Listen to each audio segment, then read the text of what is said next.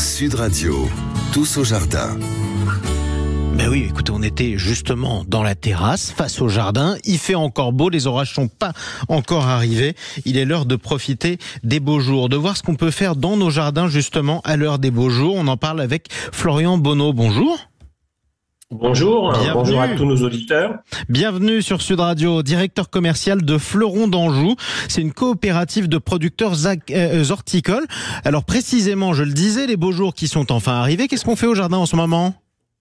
En ce moment, on va profiter, mais on va se salir un petit peu les mains. On va planter de nouvelles fleurs. Parce que la dernière fois que je vous ai eu, on avait parlé des viola cornuta cet automne, à planter pour démarrer le printemps.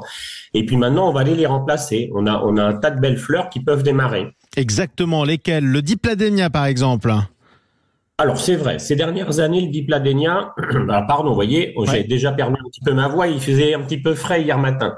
Bon, mais le dipladénia, lui, il a trouvé sa place dans les jardins. C'est vrai, depuis quelques années, avec les Français, ils ont découvert cette plante-là dans les points de vente et ils en ont raffolé. C'est une plante arbustive. Elle résiste bien au manque d'eau. Elle fleurit tout l'été. C'est vrai qu'elle est superbe.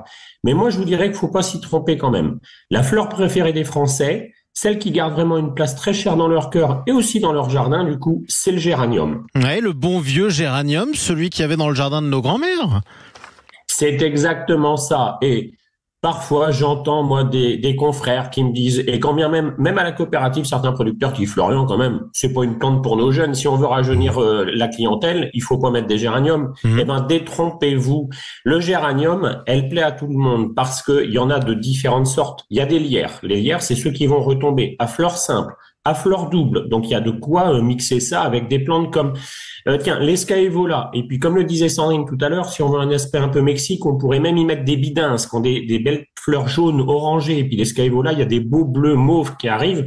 On pourrait faire des coussins très très tendance Mexique, effectivement, sur la terrasse avec ça. Puis moi, le l'escaevola, je veux dire, c'est un de mes préférés.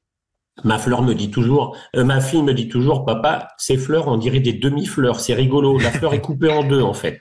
Ça, c'est vraiment très sympathique. Et ça, en tout cas, ça fait envie, effectivement, parce que vous avez un festival de couleurs. Exactement. Et alors donc, pour poursuivre sur les géraniums, eh bien, on a aussi les géraniums zonales. Ceux-là sont un port buissonnant, un port bien droit, bien touffu, qui permettent de mettre un peu de hauteur dans une jardinière ou au milieu d'un gros pot. On met un gros pot et puis on met nos bidins et nos scaevola autour, par exemple. Ça va faire quelque chose de très, très coloré. Exactement. On continue justement. Comment on les entretient, ces géraniums, une fois qu'on les a plantés ? Alors, une fois qu'on les a plantés, la règle de base, c'est comme pour tout, quand je viens de planter, qu'il pleuve, qu'il vente, qu'il neige, surtout en ce moment, on arrose. Ça, c'est obligatoire. Et puis ensuite, l'entretien, on va laisser sécher la terre entre deux arrosages pour les géraniums. Ils aiment la résistance au sec. Ils sont capables de tenir face à la chaleur. Donc, surtout ne pas trop noyer les plantes. Si on se met, nous, les pieds dans l'eau en permanence, on va pas trop apprécier. Effectivement, on va pas apprécier. Alors, on va continuer. Si on va à l'ombre, maintenant, on peut plus rien mettre ? Ah bah si. Alors, si on va à l'ombre, il y a un tas de plantes vivaces. Moi, j'aime bien les phlox. Je dois dire que ça marche bien. Il y a les œillets.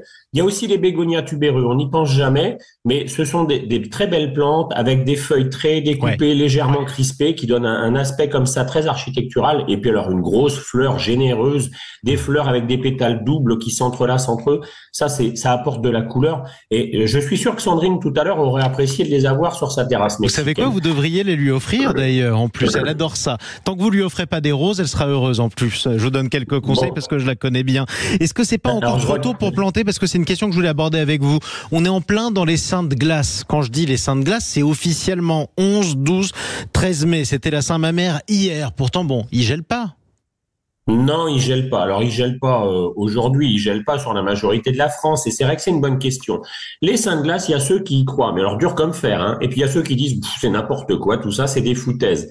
Bon, en réalité, les Saintes Glaces, c'est le moment où il peut encore y avoir quelques gelées tardives dans notre pays. Et puis, il n'a pas échappé à nos auditeurs, qui sont de fervents jardiniers, que la France a plusieurs climats. Effectivement, si vous êtes à Marseille ou à Toulon, vous avez moins de risques de gelée à cette époque-ci que si vous êtes à Saint-Dié-des-Vosges ou à Nancy.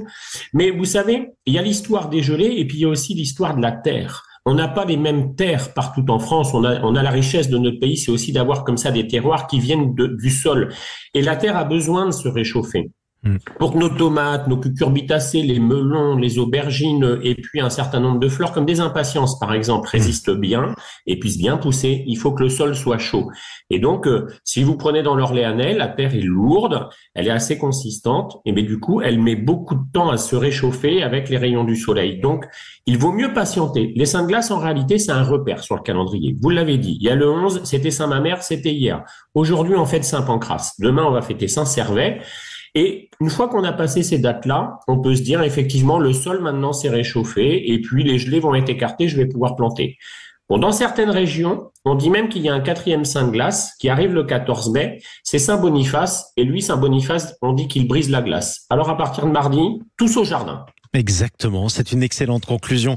Merci beaucoup pour tous ces conseils, en tout cas Florian Bonneau, directeur commercial, je le rappelle, de Fleuron d'Anjou. On vous retrouve avec plaisir un prochain dimanche pour continuer à jardiner. Tiens, on verra comment les impatiences ont poussé, par exemple.